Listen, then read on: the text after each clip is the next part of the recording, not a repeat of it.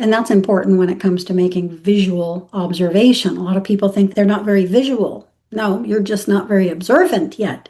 And to become observant, you first have to still the mind, right? And so we're talking about the practice of how to get there. A lot of us are going out of body and not even realizing we're going out of body. Some of us realize we're going out, but can't bring the data back all the way to physical space. They wake up in the morning as if from a dream, and so they're just not quite getting there yet. These are the practices, the disciplines that help get you to the point where you can not only expand out into many, just a whole array of expanded states, but the OBE in itself, which is what a lot of people are aimed at these days. Let's go back into because we're aiming at specifically, at mastering the basics, and the basic we're aiming at is that pratyahara state. So that's that middle state. In yoga, let's just say it starts with the yama niyamas, the do's and the don'ts, right? It moves on to the asana and pranayama, the body postures and the breathing patterns. And then once you can get to a particular level of practice, level of discipline, you'll start entering that state of pratyahara. And again, it's perfect peace, perfect weightlessness, an inner deep relaxation. Again, that's very roughly associated or can be associated with MABA, mind awake, body asleep in OBE terms. Okay, and so that's the basic that we're trying to get to and master. And so I just want to put in there, this is another important thing. I'm going to say the word now. Pratyahara is a threshold state. Thresholds are where the magic happens. So just like when we're falling asleep at night, that threshold between wake and sleep, getting into the state of pratyahara first, this is a still attention that allows you to observe more purely. And this is the spectrum that I consider the basic. This is the basic state that you have to get to before you can go any further. And it's a threshold state. So it reaches as evenly toward the physical as it does toward the spiritual or the mental, however you want to think of that. Agree. Okay, and so you can reach either way or sit there in the middle in an amalgamation of the whole array. I wanted to go here, so let's go here. The pratyaharic or mind awake, body asleep state is unique and discrete from sleep paralysis.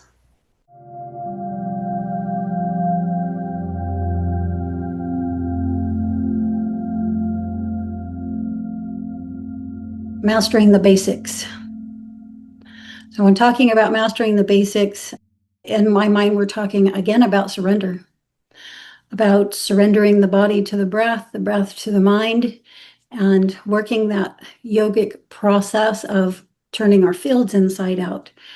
We start at that point where we seem to be a body in which there's this breath and inside of which is this mind. However, in the spiritual practices, what we're doing is flipping those fields inside out, essentially. As we move from the normal state to a meditative state, we are in that process of surrendering the body to the breath. That's that middle stage. That's what we're going to talk about here. The middle stage being pratyahara, deep inner relaxation, inner peace. And that's sort of the launching off pad into anything further, into any true meditative state, into an out-of-body experience, into any expanded state of consciousness. So when you hear mastering the basics, what are you thinking of? What's the foundation that you're building exploration on? There's got to be a foundation first that naturally brings on the experience. And then inside the experience is exploration. So before exploration, it's like you're all over the place if you don't master the basics. So what would some of the basic practices or techniques or just ways of being be for you to help you get there? I've mentioned pratyahara. The pratyahara is something that it's a state we have to pass through to get into a true meditative state and even further into the out-of-body experience. However, there's lots of practices, lots of techniques, lots of different disciplines, lots of just ways of being that help get us there. So, what are some of those for you? I've used guided meditations for deep relaxation. For a while, they worked. I prefer not to now. I would say that that's the basic practice, whether it's achieved naturally, as in just sitting or laying down. Like I do a lot of it laying down. Hmm. Uh, Binaural beats also worked for a while. Hmm. I don't prefer it now. Yeah. Mm, Drumming or a track of just straight drumming is, I would say, it's my favorite. Have you ever experienced the SO chord? Do you know what I'm talking about? No, tell me. So I met it through like hemisync, binaural beats type of thing. I came across it. I have a really hard time finding it now. It was this idea that it was just one sound, kind of like the drumming. It's just like this one sound. It's almost like an E, like this, an SO chord, although I can't tell you what the in music theory what it is. Mm. But inside of it, it starts to be a whole symphony. So the SO chord, I practiced that, like actually sat with it. I have a question because you started with something interesting, and it would be interesting to pattern that out even further. Just the simple posture or position we put ourselves in when beginning to practice. So either siddhasana, Mhm. sitting, or shavasana, laying down. Those are practices in themselves, or disciplines, or techniques in themselves to more fully map out. You think you would normally think, or a normal person might think, that just sitting down is just sitting down. However, it's not really, is it? So, what are some of the techniques that you use to get into an actual seat, a posture in which you can maintain comfortably for an indefinite amount of time while you have an experience, whether that be sitting or laying down? What's your process? Movement first, taking stock of where I'm at in that day. I've used so many different things pre-sitting. I've used block therapy most recently. Have you ever heard of that? It's Briefly. just adjusting like the fascia. Sun salutations, just some very quick movement. Some of my practices are very traditional shamanic arts, like setting the space, sage, burning of sage, the more ceremonial aspect of the ritual of setting to create the set and setting of sitting. Hmm. There's, there's scent, there's smoke, there's, whatever those comfort things may be, because they do become comfort things. Like in and of themselves, they become comforting. They do, and they prepare the mind for what's about to happen or what you're about to do. And so, having a specific space specifically for meditation or practice, whatever your practice disciplines are, is important, as is, when we do other things, we naturally, when we go to work, if I'm a nurse, I'm going to put on my nurse's uniform, and that kind of prepares my mind for what I'm about to go do. When I go to the gym, I put on my gym clothes right before I go to the gym, and that prepares my mind for what I'm about to go do. Same thing with meditation. It seems like such a simple thing, but it gets by most of us for a period of time. So having an outfit or a particular clothing that you wear specifically for that is very helpful. So having the place and then dressing for the event, and then ritualistically setting up your space, absolutely. Maybe lighting candles, making it very pleasant for you, lighting sage or incense, or lemongrass or something like this. It, again, just helps. It establishes a memory and Mhm. a memory in the body, so that, and especially with the sense of smell, right? The sense of smell has such a keen, acute way of connecting us to a particular thing. I like oud specifically, Mm, which, it's a fragrant scent. mhm. And then I look at the rituals of, other traditions. I have some Turkish and Middle Eastern and, Mediterranean traditions, and they, the fragrant smells of like, there's some part of the fragrant, like nicely fragrant smell being about also enjoy it. With scents, sandalwood is my thing. So before any time I speak along a spiritual line or teach a class or have a practice, sandalwood goes onto my body. So that's one of my own. Okay, wonderful. So now we've set the space. We've dressed for the event. We're mentally, energetically, and physically ready to enter the practice, and we either sit or lay down. Now that you're set, how do you ground first? Like I usually just deliberately, consciously feel the floor beneath me and feel the sensation there. And right there, you can feel your core, you can feel the perineum, and you can adjust the body to get the perineum more square to the floor. And from there, yes, we bring in the breath. I would then begin to just simply breathe, paying attention to the fact that I'm breathing. In the process of this, at the top of each breath, I'm going to deliberately feel where that edge is. And by relaxing myself, breathe in just a little bit more. Just begin to expand the breath in this way. I'm going to do the same thing at the bottom of the breath. I'm going to breathe like this for a little while. I'm then going to bring awareness into the front and back body. And as I'm extending the top and bottom of the breath, I'm going to make sure I'm breathing evenly into the front and back body. So this is when we begin to get round, begin to be like a bellows, right? And we definitely want to extend evenly into the back body as we are to the front. We tend to breathe purely to the front. So bringing attention to the back body and beginning to expand out into the back body is what's going to begin to expand us out into what's behind us, the unknown spirit, right? The front body is what connects us to the world. The back body is what connects us to spirit, the great mystery and the known, right? And so as I'm breathing in this fashion, of course, my body is becoming very relaxed. It's becoming very comfortable in its seat. And this is rather my process of getting there. That's beautiful. Well, thank you.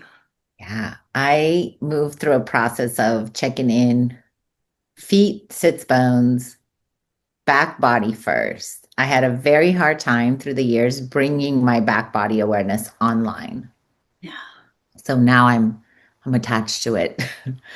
And then I do sort of a little visualization of the energetics of my spine line, the Hara line, moving in, slitting down my feet, sorry, my legs, and then grounding in the earth.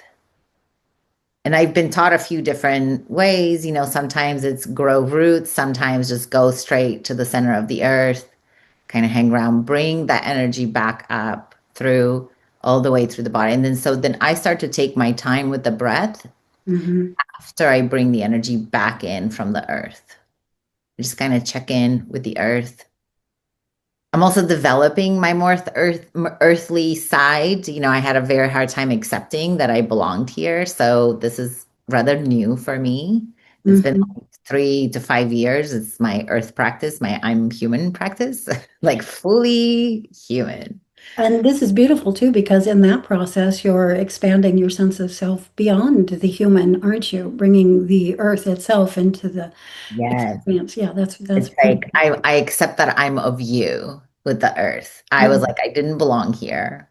And so bringing the earth in, actually, I have a relationship with it. So much of where I'm at in my life right now actually is about tending to the earth on the property. It's so much more than just doing. So there's that. And then I take my time with along the same lines as you just mentioned with the breath. Where does it go moving through? Now, I would say that right around this time, I have certain sensations that come in that are part of my own mapping, my personal mapping of what goes on and where and how. Okay. And then I bring the attention first to the top of the head and then moving outside. And so I'd like to also bring in not just where am I in space, but where is the space around me? Meaning I'm in the room or I'm outside or I'm right. And just kind of like pinging myself in that with the breath. Okay. And then I pretty much stay in that. So as I come out the top of the head and then connect to the sun and then bring it right back in, then I'm staying in that space. And then it flips at one point. The breath actually starts to guide it, where I'm no longer guiding the breath. Although I will say that I do sometimes, plenty of times, lose consciousness of that. And so in the moment of observation of that, then I come back in. So my practice is just this, how well, right? How connected am I that I can hold it? Right. And so this is beautiful. This brilliantly describes the surrendering of the body to the breath. So surrendering the physical system to the energetic system. And when the physical body is completely surrendered to that, we begin to experience ourselves very differently, more energetically, more spaciously, less confined. So this is the beginning of the letting go of the boundary that makes us feel that we're just solely here in 3D physical space. This is the important part of the practice. We need this awareness. We need the experience of this awareness. And we need it on a regular basis so that we don't so regularly forget that we feel trapped or claustrophobic or in a jail, prison, right? It's not true. And the practice of going into very gradually in an observing state, a true state of meditation helps show you this. This is the importance of it. However, only those who are really ready are going to take on the practice of meditation. Others will just hear it and not engage in it, even though it's been expressed to you as a way out of that confining thought that you're having, that you're locked in solely here. So, yeah, engaging in the practice is one thing, and only the people who are ready for the experience will engage in the practice and move through the process, and especially in a disciplined way. I always like to say this. When we start going to the gym, when we decide we're going to get in better shape, a lot of people generally start by saying, I'm going to go twice a week. Yeah, I'm going to commit to twice a week. That's very common.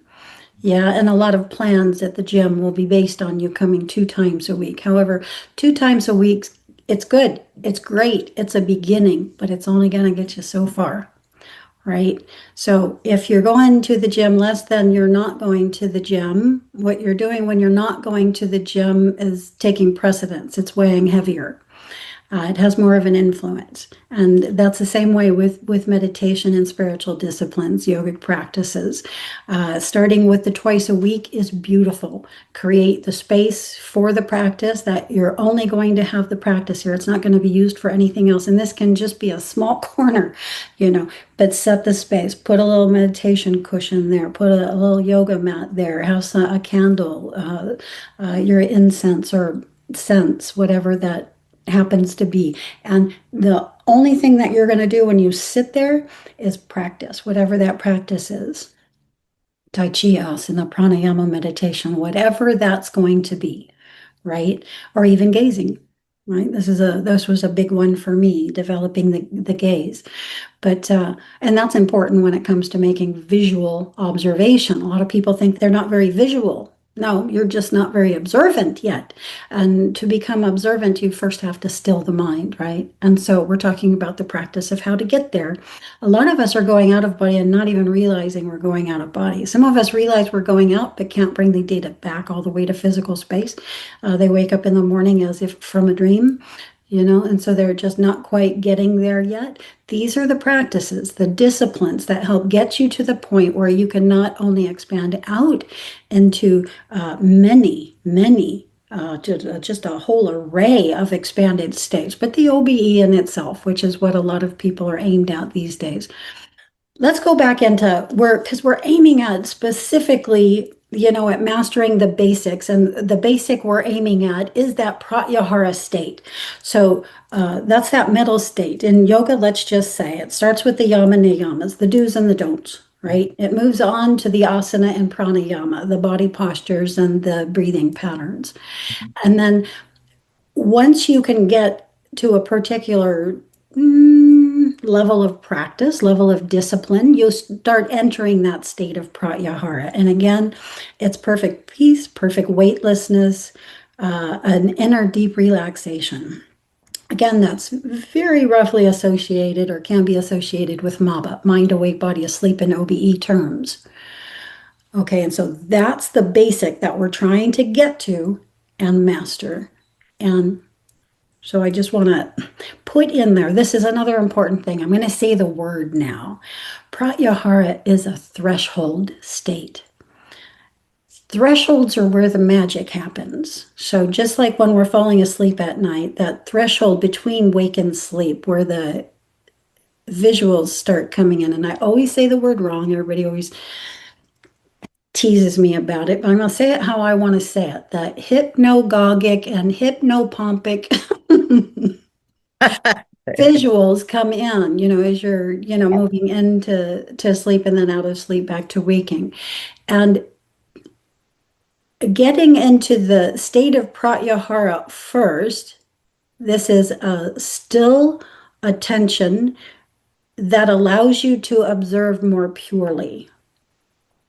And this is the spectrum that I consider the basic. This is the basic state that you have to get to before you can go any further. And it's a threshold state. So it reaches as evenly toward the physical as it does toward the spiritual or the mental, however you want to think of that. Agree. Okay. And so you can reach either way or sit there in the middle in an amalgamation of the whole array. I have a couple questions. Yeah. If you would please position for the listeners. Mm. What exactly is a description of pratyahara as a practice? I would say the basic, description is deep relaxation. It's a state of deep relaxation and inner peace. So there's no waves. There's no waves in the thoughts at this point in pratyahara. The attention is still. Have you heard us saying that it's reduction of the senses? How reduction of the senses is the byproduct of the threshold, like going through the threshold in pratyahara. Am I correct? Explain what you mean by reduction, because I would say an expansion. So the Claar senses can begin coming in. Where I'm trying to get to. So it's reduction of the senses as in we get swept up by the sense perceptions in vipassana meditation, let's say, the observation. And yet in the entering in the deep state, then the senses that we sort of like we thought were online become expanded, and therefore there's a new consciousness of them. There's a new experience of them. I think that that's what you mean by the threshold. It's a threshold into this expansion of what the sense perceptions and how we're taking in, how we're cognizing the stimuli, like what happens in that space. Well, not what happens, but just that space itself and what's possible there. And just to make a simple sentence or statement here, anything is possible at that point. Mm-hmm. It's not possible before that point. Very little is possible before that point. But at that point, anything becomes possible. Just think of yourself in an open doorway. It is an open doorway. It really is. Or an open portal. Mm-hmm. That's right. Okay, you're on the threshold. You're right there on the threshold, and anything can happen. You can go anywhere. You can be anyone. You can do anything. So it's just that pure potential that exists there that I perhaps key into more than anything else. However, it's also a very energetic state. Mm-hmm. Explain that, please. Well, it's where you begin experiencing yourself less physically, more weightlessly. There's different experiences that come to us in different states, and levitation is the one that comes there for me. So in that state, I can no longer feel the floor, the physical ground beneath my body. Mm-hmm. Okay, I've absorbed it into the array, as it were. The fields are flipping inside out. The physical body has been surrendered to the breath, and you're now experiencing yourself as breath, as energy, and in that as vibration, right? And in that various frequencies of vibration. All of that is in there. I used to, before this, before 2009, when I started the going out of body every day and night for 4 years, Shavasana had been a practice for quite some time. And I was going into Shavasanas for ridiculously long lengths of time. I mean, I would achieve that pratyaharic state and not come back for like 3 hours. And yes, I would go away. I was not able to maintain my conscious state any further than that. Yeah. However, because it's a threshold state, when you launch from that state, you come back to that state that's before the physical. And this is why the process and going through the process gradually and learning these states gradually so that you're more aware of them when you're within them or exuding them is important, because that's what helps you carry information, experience back from deeper states that normally you cannot remain consciously aware of back through. If when you're waking in the morning from what we call dreaming and you come all the way back to the physical,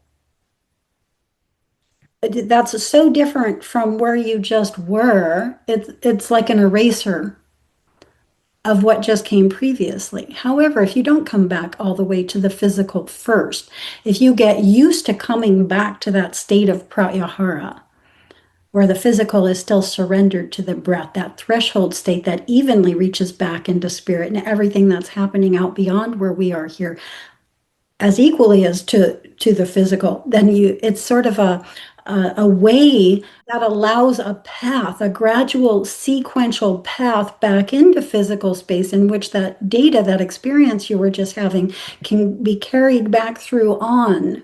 And so it's important. If we go into that state before going into an OBE, when we come back from the OBE, we will come back to that state. Okay. Now, if I go into and reach a pure deep state of meditation, true meditative state prior to going out, I come back to that first. And so I'm carrying the data back through a much larger spectrum of, let's say, portals or fields, right? All the way back here.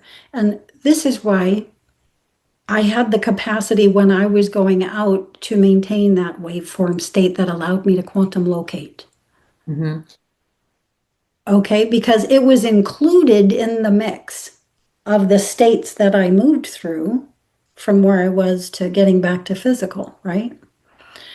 And this is huge. This lets us carry back not only an immense wealth of information, it allows us to carry back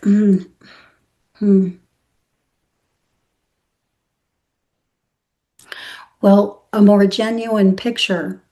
The concept, the idea, the way that we process the information and the experience we just had was based on a much larger spectrum of view, right? And so we don't come back with a narrow view of what happened. We come back with a quite wide view of what had just happened, right? Because your hierofractal array is involved in the experience, is viewing the experience. You have access to the entire array. So, although the physical person, the conscious personality, may be experiencing in a particular way, at the very same time, you're a higher fractal consciousness. Your array of higher fractal, it's not just one, it's an array of higher fractal consciousness is also there in on the event, and you have access to discerning that. And if you learn to go into a true state of meditation where the mind is perfectly still and can observe from that, you will observe its presence. You will observe its view, what impact its view has on the one you yourself are holding in your personality state. All of it's present.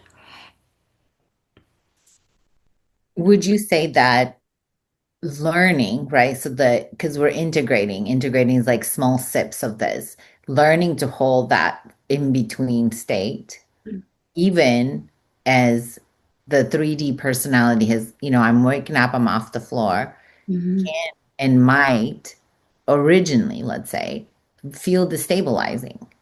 I experienced it that way, where I kept wanting more of what I would call the historical data. And I've learned this from Paul Selig, the historical data of Mhm. who I was and where I was going into this meditative state after each session, coming back in. I didn't feel like I was fully present in the body. And I would hit momentary panic, very slight, very slight. Like I knew that I wasn't fully back Mhm. because I was staying in that in between state of accessing the what was available to me in the meditative state, in the pratyahara state, and the okay, I'm here in the 3D and I have to get up and I have to go do the thing, whatever it is that the thing is. Okay, so what I'm seeing as you're saying that is that you weren't in the state of surrender in that moment of the body I to, wanted to shut so up. you were not in true pratyahara. You were carrying the idea of pratyahara in your mental field while you were in physical 3D physical experience. Yeah, and Thank you for making that distinction. That's very helpful. Thank you. that will create a schism, yes. But also, how do you carry that middle state? How do you carry the state of pratyahara even here in 3D physical space, true pratyahara, right here in 3D physical space, as you're going about your life? Now, of course, you don't want to do this at all times, but there's experiences that you might be having in which that might actually be useful to you. How about you're in the ocean and you get pulled under? Okay, if you Happen. can move into pratyahara really quick, okay, so you can see its usefulness there. But how would we ground that experience here? Could we perhaps, I happen to do it through ujjayi breathing. Okay, and so that's a particular way that we could ground that experience here. I ujjayi breathe as my natural breathing process. I'm always ujjayi breathing, and that's been true for years. And it's a little bit of why my voice has gotten to the point where it has, where it sounds a little bit gravelly, because you're hearing the ujjayi, the slight constriction of the glottis as the air passes through as I'm speaking. And it can sound a little gravelly. But that's one way to ground that experience here. I'm not going to say it's a deep state of pratyahara, but it perhaps brings you to the edge of pratyahara. To you're making the breath more apparent. You're bringing the energetics of the breath into more tangible physical experience right here in physical space by making the sound of the breath audible. Yeah. Mhm. And by, of course, slowing when you narrow the glottis, it causes the breath rate to grow very long, right? Yes. So that you're breathing, taking less breaths per minute than you normally would, which of course keeps you in the parasympathetic nervous system, which is where we want to be. Mhm. When we're in rest and digest, I'm not going to say we're in a deep state of pratyahara, but we're closer to it than when we're in fight flight, right? Oh, yeah. They're different universes. Yeah. Yeah.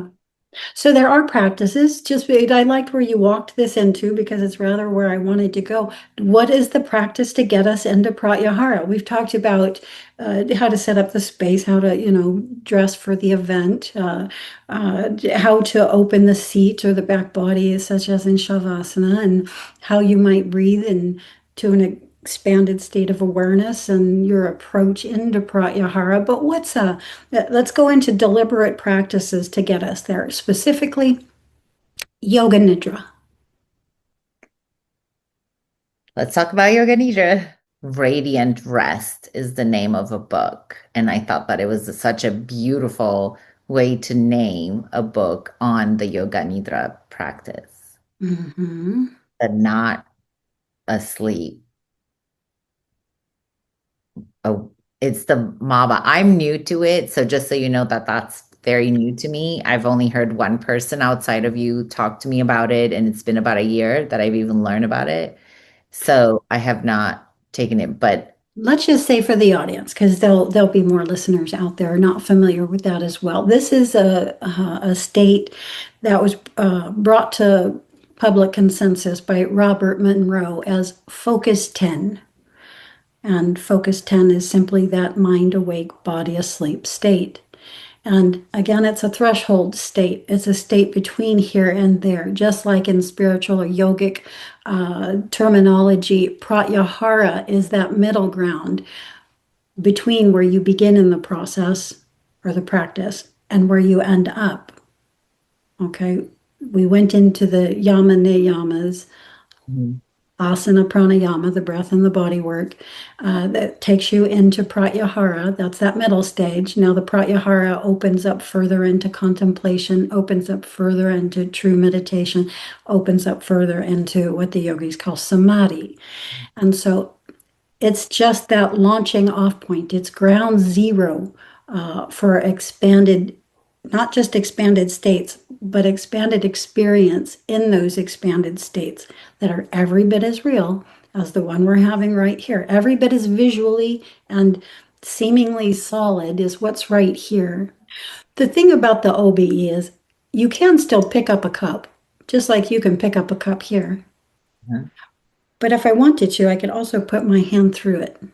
Mhm. So just more experience becomes possible. As we expand out, just more. We can do more with the experience space than we can here. You know, here in the 3D physical, I can only pick it up. That's all I can do with that. I can't put my hand through it. I can't merge myself into it. Can't read the code.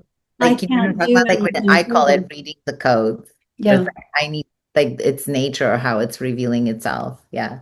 yeah. So back on to Yoga Nidra. And what is your understanding, or give it a definition for the people listening, and what is Yoga Nidra? My definition, Yoga Nidra is the state of deep, deep relaxation, not sleep, but body as relaxed as if asleep. The body's asleep. We're referring to the Body. body. Yeah. Yeah. That's why I refer it to the mind awake, body asleep state. Okay, so what you practice to help get you there is Yoga Nidra. And there's a variety of forms of Yoga Nidra, including one called a 61 point Yoga Nidra, which is the one that if I were anybody, I would aim at. I've only done that exact practice twice. Both times it was led by someone. Mhm. I had an experience. I'm not familiar with it deeply, so I can't add anything to this. Oh, okay. Um, well, the 61 point Yoga Nidra is going to focus on 61 points in the body, beginning with, well, I can't say beginning with because different people who lead the practice or the process begin in different ways, but it will be in the hands, in the feet, various points in the feet, in the legs, of course, the arms working in toward your center and into the heart. And the process of it just very sequentially, one area of the body at a time begins to ground the body in a way that it achieves that, I'm going to just say, sleep state. Mm. So it's how you put the body to sleep. You put it to sleep by putting it sequentially, again, one limb or area at a time into a deep, relaxed state. And by the time you get to the center of the experience, you're basically in MABA. You're in pratyahara. Fascinating. I'm going to have to try it with knowing that about it. Hmm. Well, it's interesting the way you conceptualize it going in. And so, yes, just like an infant, you're just going to do what you need to do to put it to sleep. And the Mhm. body, in many senses, is that infant. Yeah. And it's interesting because before you do a practice like this, you can think that, well, I'm already relaxed. It is so funny. Mhm. Because then when you go into a practice like this and you see the degree to which you weren't, it's mind-blowing. It really is mind-blowing. You're like, oh, this is what it's like to be relaxed. It's like not what most people think. They think, oh, yeah, I'm relaxed. I'm sitting at the coffee shop. I'm having a coffee. I'm kicked back. I don't have to go anywhere. I'm relaxed. Right? No. Mhm. Yeah. So again, the process in this practice is growing observant to the ways in which we aren't and the depth to which we aren't relaxed. But also, gosh, it's funny. I was gonna go somewhere and it was like cut off, like it wanted me to go somewhere else. Let me see if I can pick this stream back up. It also helps create a rememory through repeated practice of what it feels like to get from where we generally are to where we get when we're in practice. And when we have that in between space, when we have that experience that leads us from one experience into another, it's just easier to get to it, just like anywhere we've gone before, right? Once we've gone there once, it's easier to get there again. And so, again, through repeated practice, through moving through the process in an observing way, gradually, then, we end up being able to get there with far more ease. So that when we get on the mat or we get to our little practice area, or even just in the moment, if we want to take one right here, we get into deeper states with less effort and more ease in less time. It's like kinesthetic learning to me. Yeah. Once the body sense can map it and it has a signature, like an anchor to hold on to, Mhm. there's an access to it because the body will reveal it, right? Because it's in the consciousness and in the body. So I imagine that as we step it down to put the body to sleep while being wide awake, then the sense, felt perception, right, in the body, Mhm. I'm clear sentient enough to, like, oh, this is what it feels like. Because I have the same thing where it's like, no, no, there is a very specific, full conscious awareness of that anchor. It's a whole matrix. It's like, this is what the body is like. This is what it's like when the body is actually fully asleep, where there isn't another feeling of a twitch. If there's a twitch still in there, then you're still connected to that space. It hasn't, baby needs to go to sleep. Like, why are you on here? Yeah, and that will happen, right? But it doesn't mean that your practice wasn't successful. Again, yoga has the limbs that it does for that reason. And so, if you can't achieve through a still sitting or laying down position the pratyaharic state, then you do what we were talking about to begin with, right? You start breathing patterns, or you go back to asana, Mhm. right? And it's really not an and or. You're going to advance through that practice, of course, to be aware of the breath and even do patterns of breathing through practicing asana. But whatever you have to go back to. So maybe it's even going back to just observing the thoughts that are passing the mind or the pains that are popping up in the body.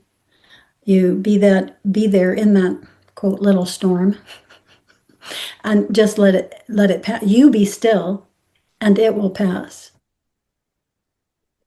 It's It won't interesting. pass unless you attach to it. Mhm. So the reason that pain is ever for more than an instant is because we attach to it, right? Yeah, it's got my attention. Yeah, that's a big thing. And then if we are attaching to it, maybe it's for a reason. Maybe it's out of habit, and most of the time it is, but also it could be for a reason to get your attention. Perhaps you're doing something because I'm going through a detox right now. I'll just bring this one up. Perhaps you're doing something in your daily living that is causing you pain and you're not giving it much attention. The past year, as my last care client was passing on, in order to be with him, I picked up the habit of drinking coffee, which I normally don't do.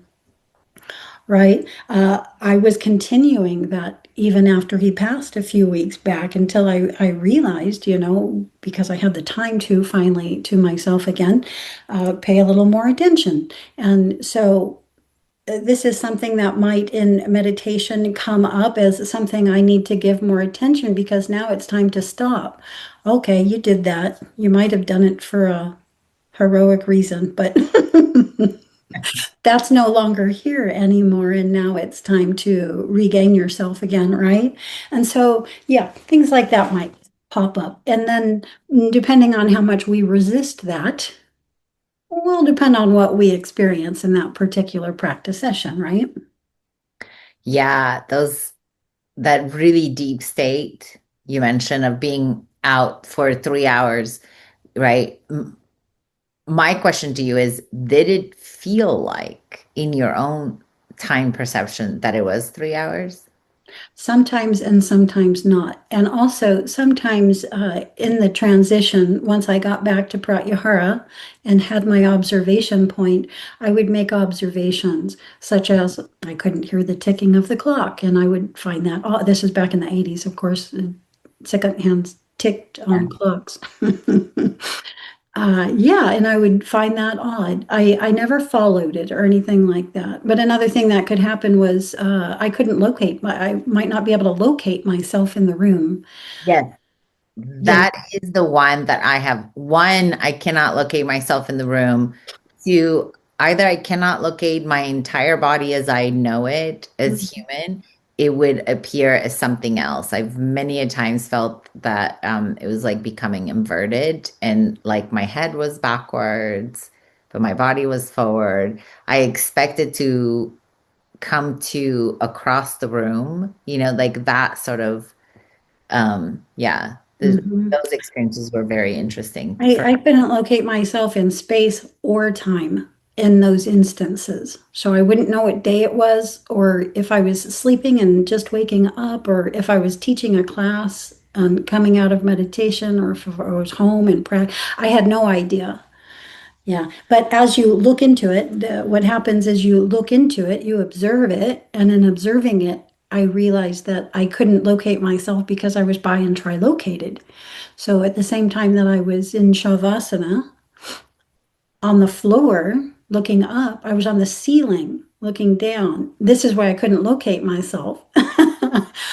Yeah, and interesting things like that began happening. So you begin gradually going out into the expanded state and having expanded experiences within that space in a gradual way. The gradual way is important because it's not as I'm going to say negatively impactful on your central nervous system. It doesn't send you into shock to the degree that it might had the process not happened gradually.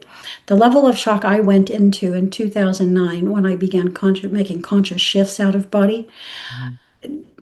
is substantial. And it's substantial following multiple decades of spiritual disciplines and experiences like the ones that I'm telling you here now, prior to that, in my fully conscious state. Mhm. And it still had that level of shock on my central nervous system. So, uh, if you try to go out of body, if you force the OBE rather than put your attention on spiritual disciplines and practice that gradually open you out into that, you can put yourself mentally, emotionally, physically into such a schism that when it sets you way back, you may never try to have another OBE again, or never try to achieve an expanded state. You may go into a level of fear that starts the impetus to tell people they need to stay away from this stuff. This is evil. This is bad for you. This is, something that it isn't. And But so, yeah, go ahead. very minor mention in here that it's also really important to know what sort of and to be very clear about what sort of environment you're in, Yeah. because if you are a mom, let's say with small children that require your full attention for their safety, then perhaps this isn't necessarily the best time to undertake a potentially really, really expansive state without having, safety in that. And what I mean, having somewhat of an idea or how it's going to come through, someone else, for the sake of the children that are in your care, and maybe even a teacher, I would say, the necessity of a teacher, because getting curious about expansive states like this, it's not necessarily something that is for everyone at any given time. It's true. I had that experience myself when I in my 2009 experience, where I had to make a very conscious decision to the best of my ability to somewhat control or create less of um, a likely scenario of this happening, because at the time I was a single mom of a, still young child. My daughter was 12 years old. And so in having the background and understanding this, that either I was going to go full throttle and just allow what happens to happen, I was very much needed in that space to be three-dimensionally coherent for her safety. So I'd like to put that in there, because these are wonderful, wonderful phenomena, but like you were mentioning, they can really schism. It's such an important thing to say. It's maybe the most important thing to add to this conversation. And along that line, I will say that I created a lifetime for myself specifically for this. And I did not marry, I did not have children. I chose the monastic celibate lifestyle. I created the life in which for this to more beneficially occur, not just for myself, but for others. Yeah, so really important. And also, we can hit a point in our own process of going out of body. I went out day and night, near day and night for 4 years, but I reached a point where I couldn't go any further. There was fear, there was unresolved things, there was an experience that I could not face. And that's what, gradually slowed the thing back down to where now it just happens naturally when it does, not at that accelerated pace. And other parts of the process began unfolding. And so, we have to make time for it all. I mean, not just the OBE, there's more than the OBE. There's more than planetary level experience, there's galactic level experience, and it's my experience along this vein, on this threshold, that I still have to have. There's aspects within that I still have to face before I can go any further. And so, yes, it was not safe for me to go any further.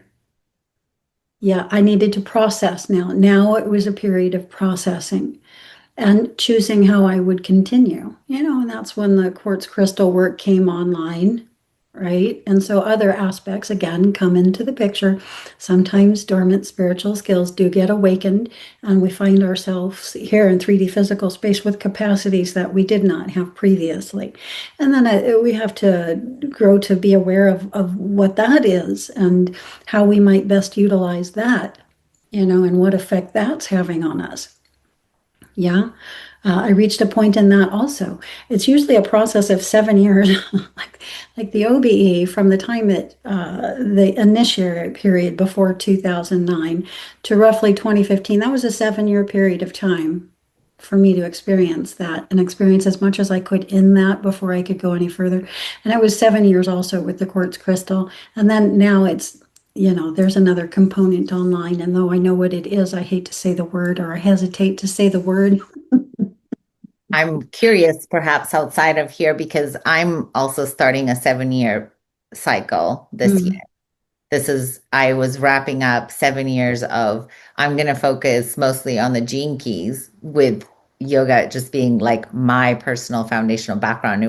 And so I got to this of, I had been around the gene keys for a lot longer, but it became the main focus. And so I'm starting this other it wraps like that for me too. I'm watching it. I'm like, Isn't that oh, this interesting? is They say that yeah, every cell in our body regenerates every 7 years. So there yeah. might be something to this 7 year span of time. It is a it's a interestingly enough in the nervous system, there's also a loop of the full interoception, neuroception, proprioception, and how like we map ourselves like in our psychology in that space. Oh, sorry. Yeah. So there's something in there. So what it is, I don't know. But if I could, I'd like to go back to the yoga nidra. I went through a period of time where I felt almost impulsed to. Now I did have the space at this point. At this point I have a space. My daughter is 30 years old. It's like fully capable of taking care of herself. In fact, she would prefer that I don't butt into anything when it comes to her. So but I went through the more I was able to sit in the practice, the more I was being called to the practice, to almost where it would the energetic in my body, the sensation of must lay down was coming on before I went to it. Have you had that experience where it's like it's time and it would take me in and then I would, most of the time, it's almost every day. And I would joke that I'm like, I'm being put down for the nap like a toddler. There's like nap time, like, and it's not nap. I know what it was happening. I call And it being pulled in. yes, being Yeah. pulled in, it's like the cellular physical body is already starting to feel the etheric shift. A secondary gravity is Yeah. putting its focus on me. Yeah, I'd say a member of my higher fractal array is, yeah, focusing on me, and literally it's sucking me. I've Yeah, personally even said, all right, like as if there's something on the outside of me that like, all right, I hear you, like I get it. And then just having to like, but that was also working on my nervous system abilities because that's what it was bringing through. hmm And after that session during the day, then that the relaxation that I can hold in the everyday was that deeper relaxation. I equate it and I joke about it because I called it my shoulders fall into my butt cheeks. Like if you've you know how you can stand upright and there's actually no tension. There's so no tension. It's like instead of going like this and put your shoulders down, it's like no, there's this other layer where you're like fully open. mm, There's no hunching over. There's no like the whole posture gets like rewired, the energetics of it. And I was like, oh, there it is again. And yeah. I do use it as an anchor of pure relaxation. That is like the truest relaxation. Yeah, and if you've got these spiritual disciplines, in your backpack of tools, you can go through that, getting pulled in or falling asleep at the top of the night or whatever it is in a gradual fashion, through pratyahara, so that when you come back to the body, you arrive first at that pratyaharic state, yeah, with the experience intact. Now, when I would get pulled in, which is the reason I'm mentioning this, I rarely made it back with the experience intact. Literally, because of how fast it was happening. It wasn't a gradual thing. It's like lay down now or I'm going to get dropped. Uh, Mhm. Yes. no joke. No joke. One time I did get dropped, and that's the reason I say that now. Ooh. Because it's just like get yourself to where you can lay down. Um, Yeah, so and you get pulled in so fast, and the coming back is nice and pleasant and gradual, but because you got sucked in so fast from physical space, you end up back in physical space, not in that pratyaharic state, Yes. not at that threshold. But the nervous system rewiring, I call it that rewire, was Mhm. full on. So no, I couldn't. There was so much activity in the what do you call it? The quantum like access, the being in more than one space at once. So much activity. Waveform, yeah. The Mhm. waveform, yeah. Most of what I experience in pratyahara uh, is the communication between my higher fractal array and myself. And sometimes this can be a distinct dialogue. When it isn't, it's more like a song. But the song can have concepts or words in that let me know roughly what I'm being discoursed on. Sometimes it's a back and forth. I'm asking questions, I'm getting answers. I'm asking questions, I'm getting answers. 100%. Yeah. Do you find you get your answers before you finish the question? I That was funny for me. I would start the There's question. always a wave. Yeah. But my question was a wave as well. And so, Yeah, yeah. it's like I have this thought about, and then it's like, oh yes, thank you. And I would be like, oh, got it, got it, got it. Like, yes, Mhm. interesting. Yeah, I can be given the time to verbalize my question, or conceptualize the question fully, and then it be answered. But yeah, I get what you mean too about the wave. Sometimes it's not necessary. So sometimes you're so deep in the state. Uh, yeah, time is not there.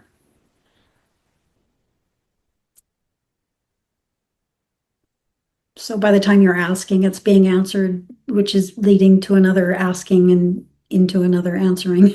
It's, yeah, just an unfolding like that. It's a fascinating state. I highly recommend it. It is so intoxicating.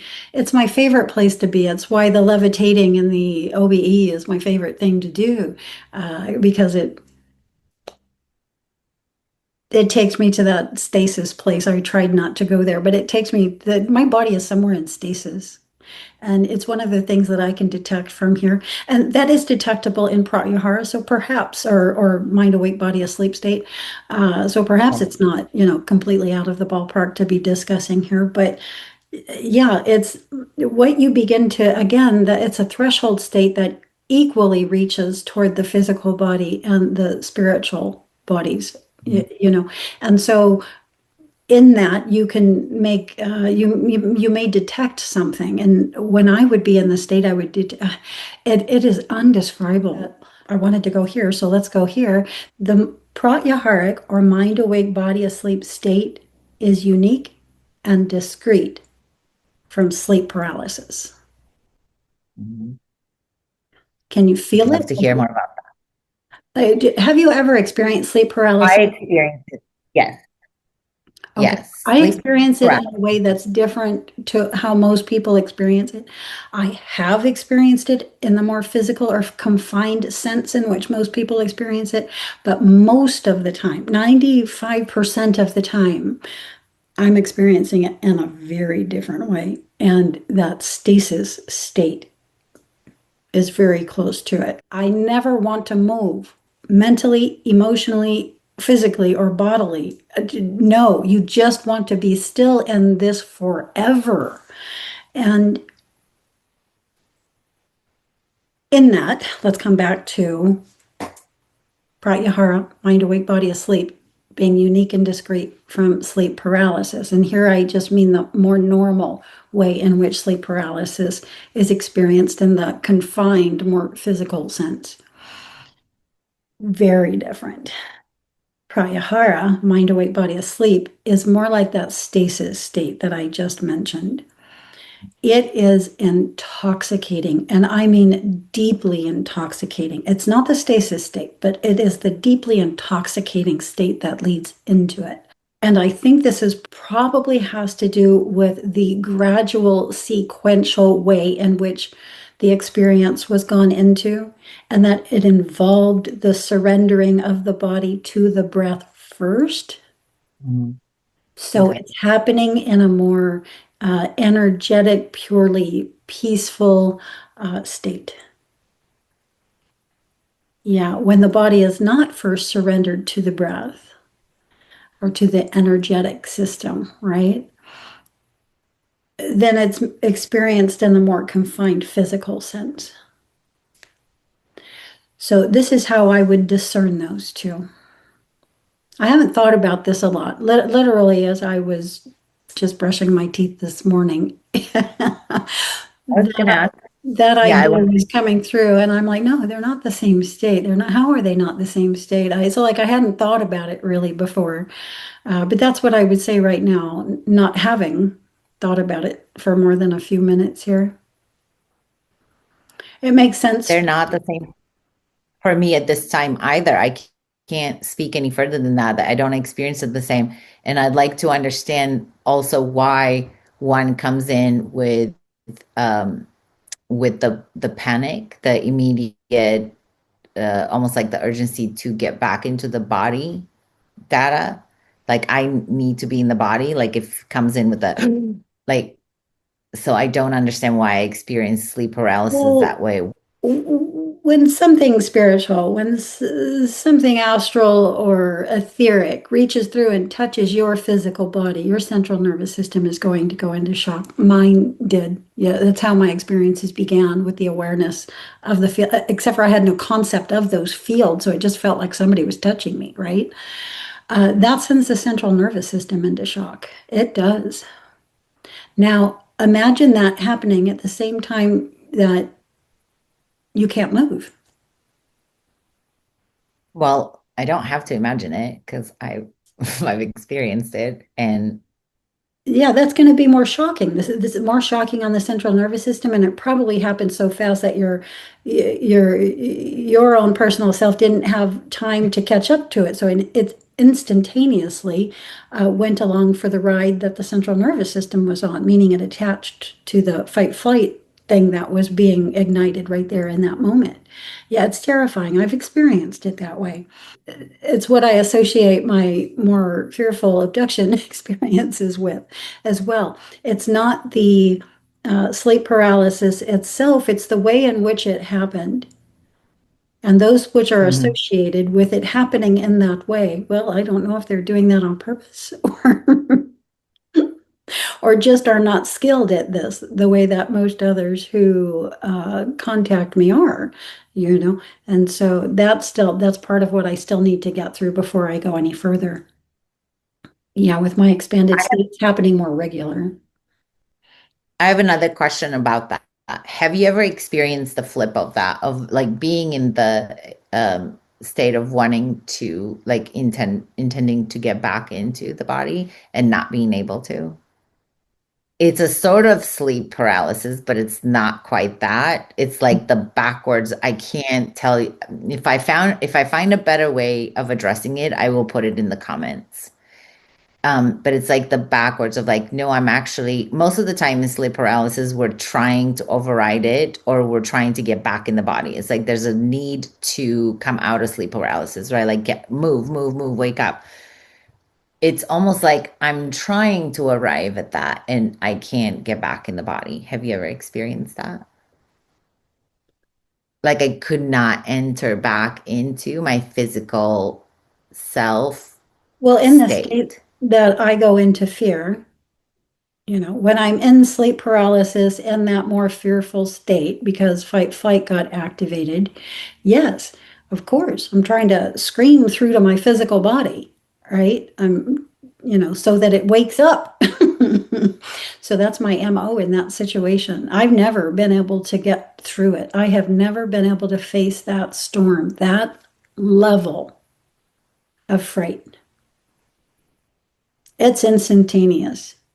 And It yeah, is so my instantaneous and preference, but I need to and I don't need to. Like, I need to because that's something that I would like to be able to get through, have in my toolkit to where, when that does happen, I can still get through it. However, I don't have to, in that I can always just surrender the body to the breath and go into the out of body state in that fashion, which is, of course, my more preferable way to do it. So, yeah. the yogis, they say the yogis are obsessed with two things, elimination and practice death. They're like, wait, what? It's like, no, it's the constant practice of death, they would say. But it's Shavasana. Yeah. actually right, but the threshold, right? Bring it in, integrate it so that one can access the threshold onto the fuller expression of the self with a capital S. hmm Yeah, we're never going to be 100% perfect. I also want to say this. So even though somebody can go out of body, can get through these states, are very accomplished, in bringing back data from their OBEs. Not every experience are they going to get through, you know? I certainly don't. Yeah. We continue. Yes. We Lots to continue. we're not always on our game is what I'm saying. Yeah. And sometimes, like myself, just recently, we start doing something we normally don't do, something that doesn't even agree with our system. With me, it was the drinking coffee, right? So like, is that going to alter my ability when it comes to surrendering the body to the breath, et cetera? Yeah, because, it's a stimulant. It's For a while, but you can adjust in that too, right? It's like, well, you're gonna learn to do that. Because I mean, I know I'm people gonna say who no. can. There I'm you go. gonna I'm gonna say no. It's a stimulant from beginning to end, regardless of your experience of that level of stimulus, and whether or not you Mhm. choose to take in more to keep achieving a certain experience in that, right? So, if you drink coffee every day, at what about the year mark, you're going to need to drink two to get to the same level of experience. And but at that point, it's already depleting you. You're already going downhill, right? And so, Borrowed energy. yeah, Yeah, if you're borrowed doing energy. something that your system doesn't agree with, then you have to not have that in your direct experience. You need to keep that out of the way, and then you'll be more on your game. You still won't be on, we're never going to be on our game to 100%, right? I don't think we have to be. This is an important thing to say as well. We have to be on our game at least a 51%, at least 1% more than we're off. And that at a certain point achieves escape velocity, let's say. Yeah. You achieve a momentum in that, a wave that you no longer have to induce yourself. It's just there. It's just happening now. You're just riding it. Yeah. So with that said, do you have any specific, I mean, other than just broadly stating yoga nidra practices, do you have specific resources that you would recommend? Thank you for asking that. I do, and I hope I can find it on my computer. I will link in the show notes a link to an audio recorded 61-point yoga nidra that I adore. So if anybody Beautiful. wants to practice it just to see how relaxed they are and or are not, Mhm. to see what the state of deep relaxation is, and just observe what they experience in that and whether or not they'd like to experience it again, practice it as a discipline. Again, that link will be in the show notes. May I, in the show notes, maybe put in the two books that I like to recommend that I like to make it succinct, like, Yeah. but they're two specifically somewhat different books. They're both on Yoga Nidra. Mhm. One from the perspective of, let's say, more of what I mentioned earlier, the mom of small children, where you're really kind of needed here, and then one that is more, if you're interested in more of the yogi practices and the deep terms and all that, then that one can go a lot deeper into that. Yeah, excellent. Wonderful. Yes, absolutely. Anytime you want to link something to something.